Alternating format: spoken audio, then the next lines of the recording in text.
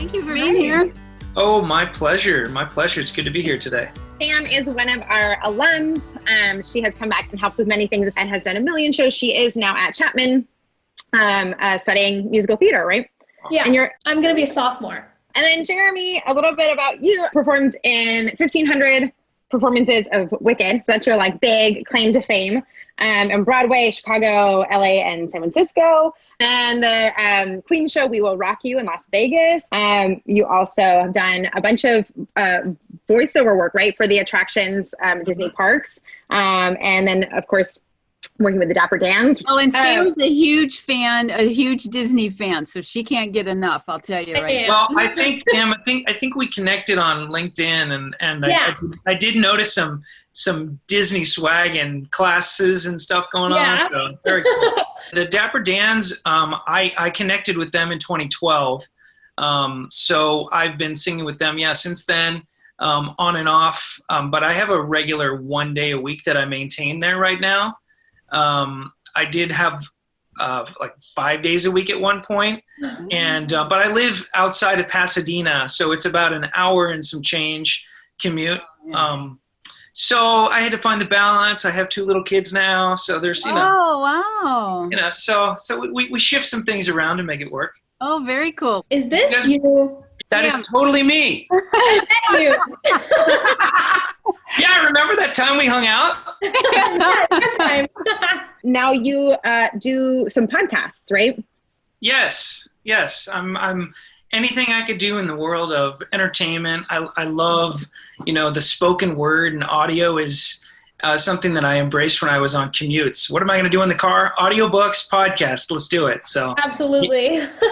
Awesome. Well, I'm glad to have you. I'm glad to have your attention for a little bit. I have a fun question for you first. Would you want to share with us your craziest or weirdest audition story by chance? Do you have a crazy one? Sure. You know what? I have a handful. Some of them are over the top ridiculous. One that's very meaningful for me, actually, is I had an injury while I was doing the musical Starlight Express. I had injured some ligaments in my hand, and I had to wear a cast after some surgery. So I went in for We Will Rock You auditions that were happening with this big cast. I was feeling clumsy and awkward.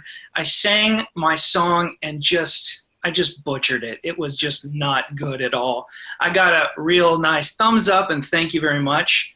And I had known the error I made, and I've never taken this risk before, but I did ask in the audition, guys, I totally messed that up. I know exactly where it went wrong. If you'll give me one more opportunity to sing it again, I'd love to do it, or even another song. And if not, I'll see you at tomorrow's audition where I'll start fresh. And they said, you know what? You've got 30 seconds. Just do it. So I sang the song again, and everything went right. It pushed me through to the callbacks and, got over my nerves of the cast and the arm, and eventually ended up booking the show. But if I hadn't taken that risk just to say, wow, I made a mistake, the risk is not always going to pay off, but in that time it really did. So wow. I was really glad, I made that move. The other really crazy audition is when I moved to New York, I decided I wanted to try and audition for everything, even things that maybe I wasn't super qualified for. I've always considered myself in the mover category of dancing. I can dance at like a Mamma Mia hairspray proficiency, and that's been kind of my goal. To maybe pop through as a singer who can move enough. But I decided to go to the open men's call for Chicago the musical. And, these are some heavy hitters in the dance community. So we got to one point in the audition where they said, okay, gentlemen, strong, give us your best 16 bars of improvisation for Fosse. Just do it. And for me, I really did not have any idea of really what that was in the moment. So I decided that it would be a good idea to do some karate moves. And so, I definitely got some laughs. I didn't get a call back, but it was just one of those things where, hey, let's just do what I can do. And in those, especially in the early kind of ages of my audition life, I would try it all, and you kind of learn to become a little bit fearless, and then you realize sometimes the things that might be ridiculous could pay off in other ways too. So comedy has become a big part of my auditions, mainly by learning to laugh at myself. So we know that you did like Wicked, you've done We Will Rock You. How did that journey begin? Did you start in high school? Like, where are the key moments in your journey that got you to where you are today? Sure, totally. So I blame a lot on my mom. She's not a musician. Apparently, it skipped a generation in our family. But on my dad's side, my grandfather played piano and was a musician in a polka band. And my mom and my grandmother have always loved music. But my mom grew up in Atlantic City, New Jersey, so about 2 hours from Manhattan. And so in visiting my grandparents out there, I would go to New York and see Broadway shows. And I caught the bug from a very young age, even having some, experiences of going to New York on New Year's Eve and coming out of a Broadway show right into Times Square, into the madness of it all. I remember that happened, the year Rent, the musical, came out. So I got to see that show, and it was kind of a revolutionary time of rock and roll entering the Broadway scene too, in a newer way.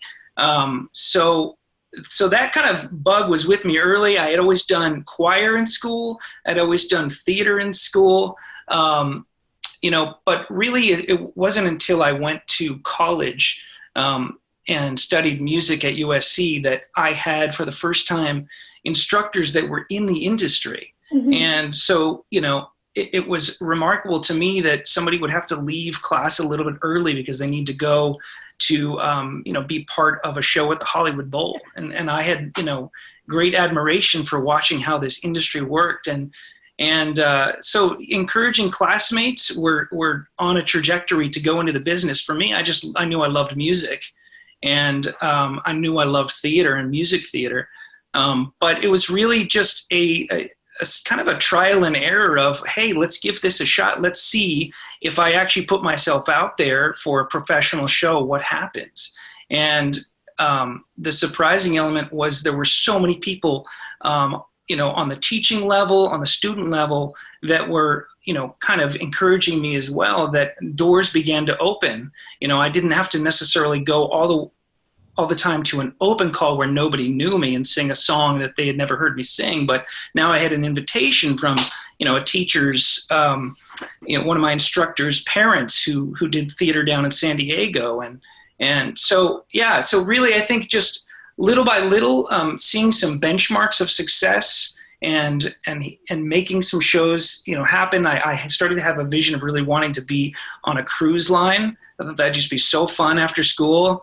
And I knew I loved Disney. So I auditioned for them, and it went very well. And I worked on their cruise line for a year and performing on their big stages. And you just get so much repetition with that. You get 1,000 shows in the span of, 6 months. And so you get over so many elements, not completely, but you get over a lot of elements of the stage fright and the jitters and what happens if you just butchered a show and now you feel bad and you don't think you'll make it through it, but then you realize, but I've got 300 more ahead of me, so I've got to figure it out. So that journey, ultimately led me to New York City, the mecca of theater in the United States. And I really had set a goal for myself to be on Broadway. To be on Broadway by the time I was 30 was my really big goal. When you get to New York, a lot of people say you'll get work that leads you out of New York right away. And so, which was exciting and wonderful. I got to tour the country for a year and a half on roller skates with Starlight Express, and work in Las Vegas with We Will Rock You. And then ultimately, I had a choice to make. Am I going to stay outside of New York where the work is fresh and vibrant and, very available? Or do I surround myself by all of the competition and just get focused on this goal? And so I did. I got focused on the goal. And it began to pay off with more callback auditions and finally the call to join the Broadway cast of Wicked. So doing Wicked and the cruise line and all these shows over and over and over again, how do you keep it fresh and how do you keep yourself healthy? How does that work? Yeah, that's a great question. Well, the freshness, I have kept a quote with me for a very long time from one of my instructors. And he said, in theater, you never arrive. Always strive to give better than the best you've ever given. And it's that new audience mentality, that you're going to connect with somebody that wasn't there the night before. You may not even know you will connect. You may not even know that they're there to look at the ensemble that is, in the rafters and kind of doing their thing. So that's one element of keeping it fresh. And then I think just the silliness element helps me so much. One of my favorite struggles in theater is the control the laughter struggle, because you don't want to blow it for your audience, even though it's funny when that happens on a professional level, but you don't want to bust out in laughter. But when something happens, you have a cast member. I was doing a performance of Funny Thing Happened on the way to the Forum in upstate New York at a summer theater. And this guy in our cast, just every night it came to this moment and I never could survive. And I had to be the guy that was, acting like I'm turning up stage and my shoulders are shaking because I'm laughing so hard, but finding that funny, moment in the show, whether it's we had a feather that we passed around during a show, but it had to be completely, incognito. The audience could never know. But this was for, I'm not going to name the show, but it was a big one, so, but, stuff like that, just insider things that you can find with your castmates and whatnot, that always keeps it fresh for me, so, did that answer the question? Yeah, and how do you keep yourself healthy? I mean, you're doing so much vocal work, and your body's probably going through a lot. How do you keep up? Yeah. Well, I would say that finding a way to prioritize sleep is probably the best thing you can do for everything. So that's where it starts. I know that if I don't do well with lack of sleep. So, the theater, 8 shows a week lends itself toward staying up late after a show ends at 11, but then getting to start late too. So you can find your sleep. That's a big part of it. Always hydrate, nonstop. That's nonstop hydration. The body likes water. So does the voice. And, asking for, especially when audio is available from microphones, asking for that support, I think it's so nice that we have this equipment, that can amplify. And so it's meant to do it. The people that are usually running the boards, know how to make us sound good and give us the boost that we need in our vocals. There's been many conversations where I've heard somebody say, hey, you know what? I am struggling today. Can you turn me up, please? And they'll do it. So I think those are some of the little things that are helpful for health. Mm-hmm. And you've done some voice work, correct? Yeah. Yeah. So how did you fall into that? And is it what's different about that medium compared to performance in the visual aspect? Yeah. I mean, there's a couple of different elements. There's, of course, there's the singing part of voiceover, and then there's the commercial audiobook side. I've gravitated a little bit more toward the singing because that's been more of what I've been used to. And, I think that's exciting. One of the things that is unique about whether it's voiceover or film or television that we don't get in theater, that is precious in its own way, is in live theater, we don't really have an opportunity to look back on that performance and watch it over and over again, unless we have a nice archived video. But those are hard to come by in some circles. So getting to do voiceover is gratifying, not only because you get to listen to it again, but you also get, as many takes as you probably want to get it how you'd like it, and to give some variation. You might try in theater a variation of a line or a song or some choreography, over a couple nights or a couple weeks or months, but you get to do it on the spot in something like voiceover. And it's thrilling when you hear that final product. It's exciting. One of the exciting voiceover projects I got to do was for the relaunching of the audio for the Haunted Mansion ride in the Disney parks. So we went into Disney Imagineering and laid down some spooky, ghoulish, grim grinning ghost type music, including that. And, to go into that attraction and to be able to go, okay, wow, I'm like that guy that's the third there, and you can hear me kind of, right? You can't? Okay, well, I'm there, So it's thrilling. The end product of what you get with recorded, media is exciting. Mm-hmm. Yeah. What advice would you give to our young actors if you could? Sure. So when I think of, the kind of younger self, and the journey I went through, I think really the early years, especially if you're going through, elementary school and junior high and high school and even into college, it really is about the skill, building the skills, doing the drills, getting all of that stuff so that it's just starting to feel natural in your body, in your voice, experimenting. I didn't really find out that I had a pop rock voice until I was in college, because I really hadn't tried. I mean, I tried it, but I didn't know, professionally what to do with it.